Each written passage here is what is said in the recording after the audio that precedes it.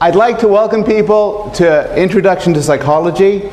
My name is Dr. Paul Bloom, and I'm the professor for this course. If you haven't yet picked up a syllabus from the front of the class, please raise your hand. Are we out? Are we at a syllabi? Oh, please raise your hand, and one of the teaching fellows will bring it to you if you don't yet have a syllabus.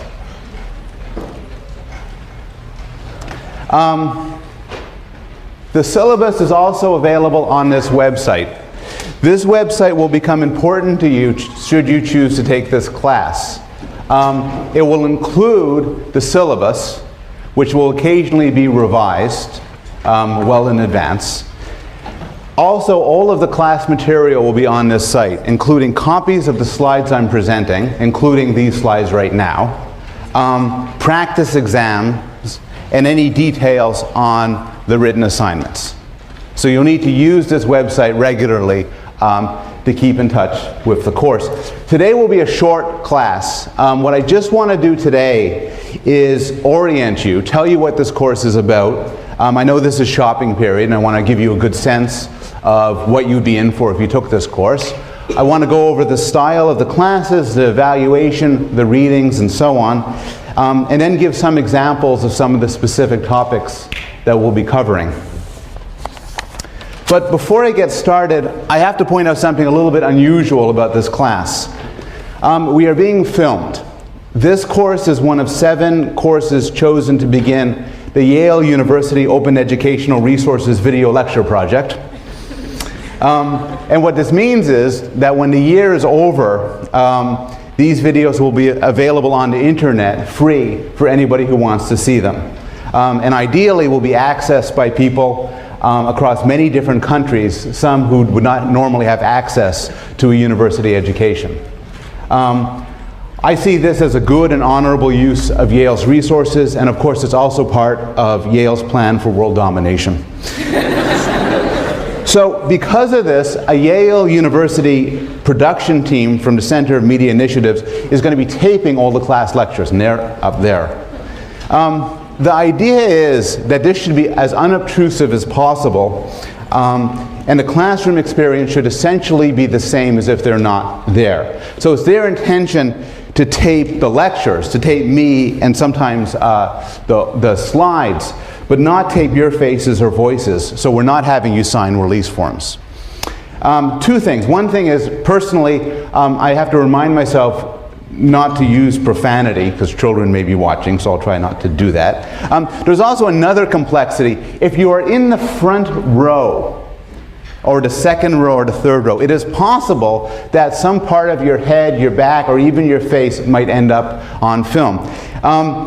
If you are in the witness protection program, or you're some sort of fugitive, you probably don't want to sit in the front row. I'll give them, if people want to unobtrusively kind of slide back, that's fine as I'm talking. Okay, we're ready. So I'd like to welcome people to this course, Introduction to Psychology. My name is Dr. Paul Bloom. I'm professor of this course. And what this is going to be is a comprehensive introduction to the study of the human mind. So we're going to cover a very, very wide range of topics, including brains, children, language, sex, memory, madness, discuss racism and love, and many others. We're going to talk about things like the proper explanation for differences between men and women, the question of whether animals can learn language, the puzzle of what grosses us out, the problem of why some of us eat too much and what we could do to stop, the question of why people go crazy in groups, research into whether you can trust your childhood memories, research into why some of us get depressed and others don't. The style of this is there'll be 2 lectures a week, as well as course readings. Now, to do well in the course, you have to attend both the lectures and do the readings. There will be some overlap. In some cases, the lectures will be quite linked to the readings, but there will be some parts of the readings that will not find their way into the lectures, and some lectures, some entire lectures, that will not connect at all to the readings. So, to pursue this course properly, you have to do both. What this means is that if you miss a class, you need to get notes. And so you should get them from a friend or from the person sitting next to you. The slides are going to be made available online. So one of the things you don't have to do is you don't have to write this down. You take notes any way you choose, but if you don't get anything on there, it'll be available online. I'm going to post it in a format which will be black and white and easy to print out. So you don't have to worry about this. But again, attending to the slides is not a substitute for attending class. There's a textbook, Peter Gray's Psychology, 5th edition. And there's also a collection of short readings, The Norton Reader, edited by Gary Marcus. It's an excellent textbook, it's an excellent collection, and you should get them both. They're available at Labyrinth Bookstore on York Street, or you can get them online. I should note that last time I taught the course, I used the Marcus Reader, and when Professor Marvin Chun taught his course last semester, he used Peter Gray's 5th edition textbook. So there may be a lot of used copies floating around. You should feel free to try to get one of those. The evaluation goes like this. There is a midterm and there's a final. The final will not be held in the exam period because I like to take long vacations. It will be held the last day of class.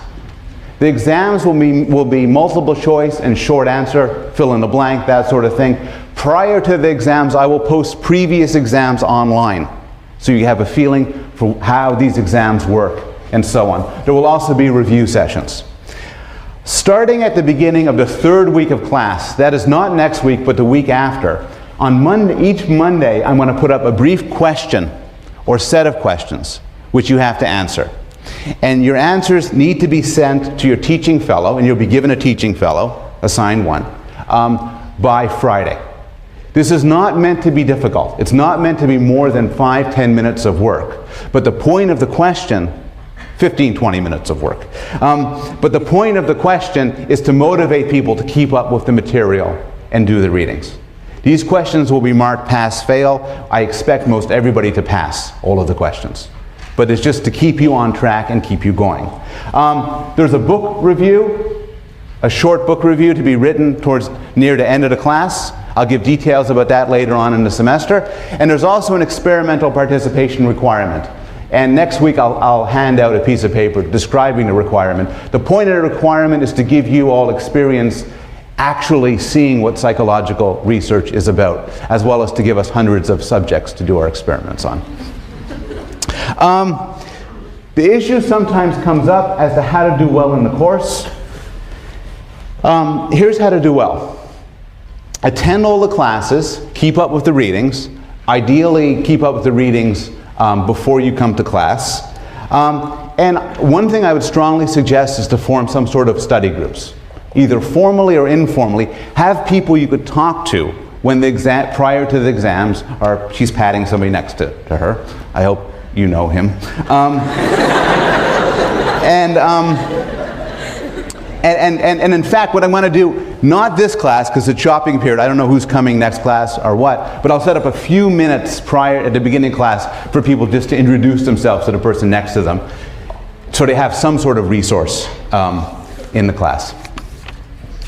Now, this is a large class, and if you don't do anything about it, it can be very anonymous. And some of you may choose to pursue it that way, and that's totally fine. But what I would suggest you do is establish some contact with us, either with me or with any of the teaching fellows, and I'll introduce the teaching fellows sometime next week. You could talk to us at the beginning or the end of class. Unless there's special circumstances, I always try to come at least 10 minutes early, and I'm willing to stay late to talk to people. You could come by during my office hours, which are on the syllabus, and you could send me email and set up an appointment. I'm very willing to talk to students about intellectual ideas, about course problems, and so on. And if you see me at some point just on campus, you could introduce yourself, and I'd like to meet people from this class. So again, I want to stress, you have the option of staying anonymous in this class, but you also have the option of seeking out and making some sort of contact with us. Okay, that's the formal stuff of the course. What's this course about? Unlike a lot of other courses, some people come to intro psychology with some unusual motivations. Maybe you're crazy and hope to become less crazy. Maybe you want to learn how to study better, improve your sex life, interpret your dreams, and win friends and influence people. Those are not necessarily bad reasons to take this course. And with the exception of the sex part, this course might actually help you out with some of these things. The study of scientific psychology has a lot of insights of real-world relevance to real problems that we face in our everyday lives. And I'm going to try, and when these issues come up, I'm going to try to stress them and make you try to think about the extent to which the laboratory research I'll be talking about can affect your everyday life. How you study, how you interact with people, how you might try to persuade somebody of something else, what sort of therapy works best for you. But the general goals of this course are actually, I think, even more interesting than that. What I want to do is provide a state-of-the-art introduction to the most important topic that there is, us, how the human mind works, how we think, what makes us what we are. And we'll be approaching this from a range of directions. So traditionally, psychology is often broken up into the following, into 5 sub-areas. Neuroscience, which is the study of the mind by looking at the brain. Developmental, which is the area which I focus mostly on, which is trying to learn about how people develop and grow and learn. Cognitive, which is the one term of the 5 that might be unfamiliar to some of you, but it refers to a sort of computational approach to studying the mind, often viewing the mind on analogy with a computer and looking at how people do things like understand language, recognize objects, play games, and so on. There is social, which is the study of how people act in groups, how people act with other people. And there is clinical, which is maybe the aspect of psychology that people think of immediately when they hear psychology, which is the study of mental health and mental illness. And we'll be covering all of those areas. We'll also be covering a set of related areas. I am convinced that you cannot study the mind solely by looking at the discipline of psychology. The discipline of psychology spills over to issues of how the mind has evolved. Economics and game theory are now essential tools for understanding human thought and human behavior. There's issues connecting to philosophy, computer science, anthropology, literature, theology, and many, many other domains. So this course will be wide-ranging in that sense. At this point, I've been speaking in generalities, so I want to close this introductory class by giving 5 examples of the sorts of topics we'll be covering. And I'll start with the topic that we'll be covering next week, on Monday. The brain. This is a brain. In fact, it's a specific person's brain. And what's interesting about the brain is that little white mark there. It's her brain. It's Terri Schiavo's brain. You recognize her more from pictures like that. And what a case like this, where somebody is in a coma, is without consciousness, as a result of damage to the brain, is a stark illustration of the physical nature of mental life. The physical basis for everything that we normally hold dear, like free will, consciousness, morality, and emotions. And that's what we'll begin the course with, talking about how a physical thing can give rise to mental life. We'll talk a lot about children.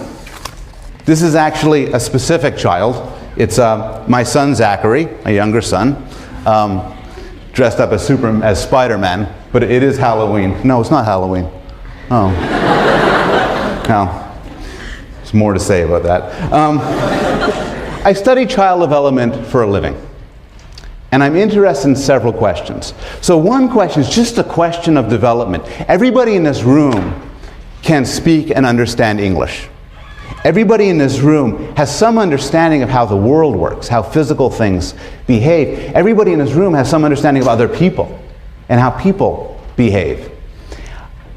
And the question that preoccupies developmental psychologists is, how do we come to have this knowledge? And in particular, how much of it is hardwired, built in, innate, and how much of it is a product of culture, of language, of schooling. And developmental psychologists use many ingenious methods to try to pull these apart and try to figure out what are the basic components of human nature. There's also the question of continuity. To what extent is Zachary at that age going to be that way forever? To what extent is your fate sealed? To what extent could, if I were to meet you when you were 5 years old, I could describe the way you are now? The poet William Wordsworth wrote, "The child is father to the man." And what this means is that you can see within every child the adult he or she will become. We will look and ask the question whether this is true. Is it true for your personality? Is it true for your interest? Is it true for your intelligence? Another question having to do with development is, what makes us the way we are? We're different in a lot of ways. The people in this room differ according to their taste in food, they differ according to their IQs, whether they're aggressive or shy, whether they're attracted to males, females, both or neither, whether they're good at music, whether they're politically liberal or conservative. Why are we different? What's the explanation for why we're different?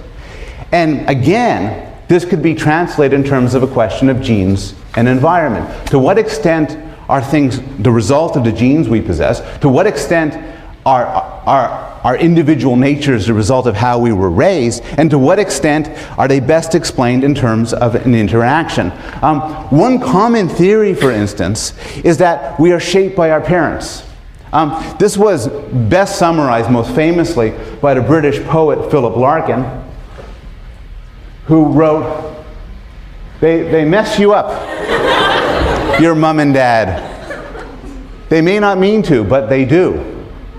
They fill you with the faults they had and add some extra just for you. Is he right? It's very controversial. It's been a series of a huge controversy in the popular culture to the extent to which parents matter. And this is an issue which will preoccupy us for much of the course. A different question: what makes somebody attractive? And this can be asked at all sorts of levels, but a simple level is, what makes for a pretty face? So these are, according to ratings, very attractive faces. They are not the faces of real people. What's on the screen are computer-generated faces of a Caucasian male and a Caucasian female who don't exist in the real world. But through using this sort of computer generation and then asking people what they think of this face, what they think of that face, scientists have come to some sense as to what really makes a face attractive, both within cultures and across cultures. And that's something which we're going to devote some time to when we talk about social behavior, and in particular when we talk about sex. Not all attractiveness, not all beauty, of course, is linked to sex. So pandas, for instance, like this panda, are notoriously cute. And I don't have anything to say about it, really. It's just a cute picture. Morality is extremely central to our lives. And a deep question which we will struggle with throughout most of the course is the question of good and evil, evil and good. These three pictures exemplify different sorts of evil, what you can call institutional evil, by somebody behaving cruelly towards somebody else, perhaps not due to malice, but because of the situation that she's in. It has a picture of Osama bin Laden, a mass murderer driven by a political cause. And then there's this guy on the bottom. Anybody know who he is? Ted Bundy. Who got that? Film that, man. No. Ted Bundy. Exactly. And that's like, before we get into the technical stuff, that's like crazy evil. And we're going to have to come to terms with why some people are like that. And again, the same situation comes up. Is it part of your nature to be good or bad? Or is it largely due to the situation that you fall in? And there's a lot of some quite spectacular experiments that try to tease that apart. If we're going to talk about evil, we should also talk about good. These are pictures of two notoriously good men, Oskar Schindler and Paul Rusesabagina, each who at different times in history saved the lives of many, many people at great risk to themselves. Schindler in the Holocaust, and then the other guy in because I can't pronounce his name, Rusesabagina, in Rwanda. And they both had real good movies made about them. But what's interesting with these cases is you couldn't have predicted ahead of time that they would be heroes. And one personal issue within any of us is, what would we do in such situations? Finally, throughout this course, we will discuss mental illness. Now, towards the end of the class, I want to devote a full week to discussing major disorders like depression and anxiety, because of their profound social importance. Such disorders are reasonably common in college students. Many people in this room are currently suffering from a mood disorder, an anxiety disorder, or both. And I won't ask for a show of hands, but I know a lot of people in this room are on some form of medication for this disorder. And we'll discuss the current research in why people get these disorders and what's the best way to make them better.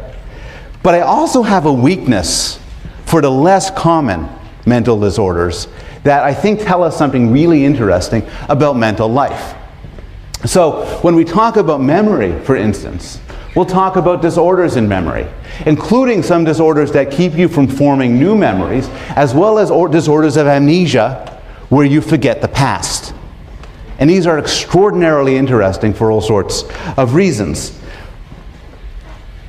Early in the course, in fact, I think next week, we will discuss, later on in the course, in the middle of the semester, we will discuss the amazing case of Phineas Gage.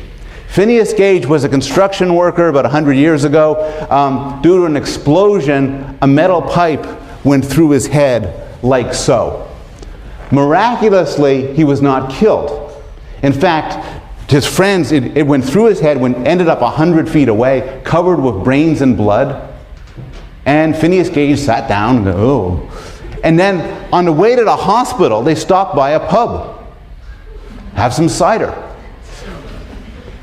He was not blind, he was not deaf, he was not retarded. But something else happened to him. He lost his sense of right and wrong.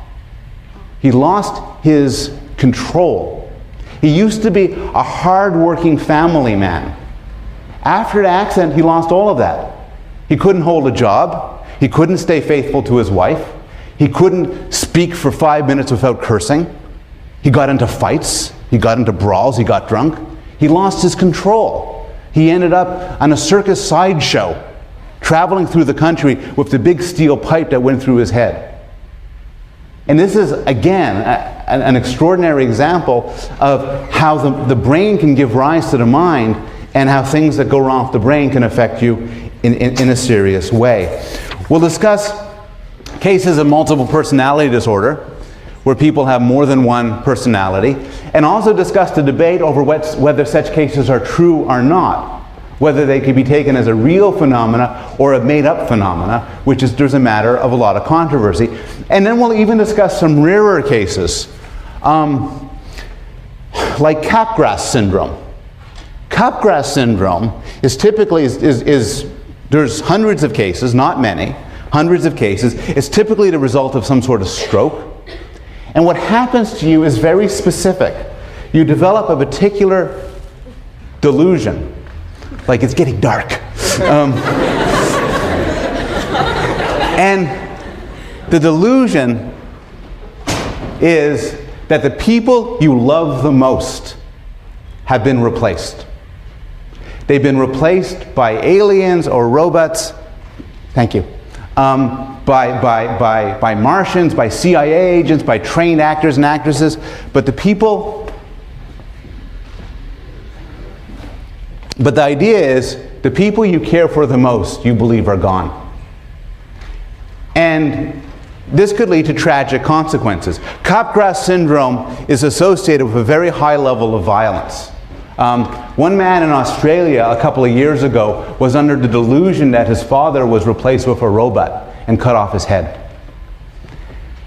A related disorder involving the very same parts of the brain is called Cotard's syndrome. And Cotard's syndrome is you believe that you're dead.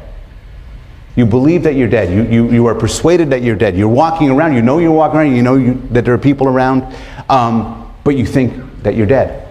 And what's striking about these is these are not just sort of big screwy problems of messed up people. Rather, they're related at a pinpoint level to certain parts of your brain.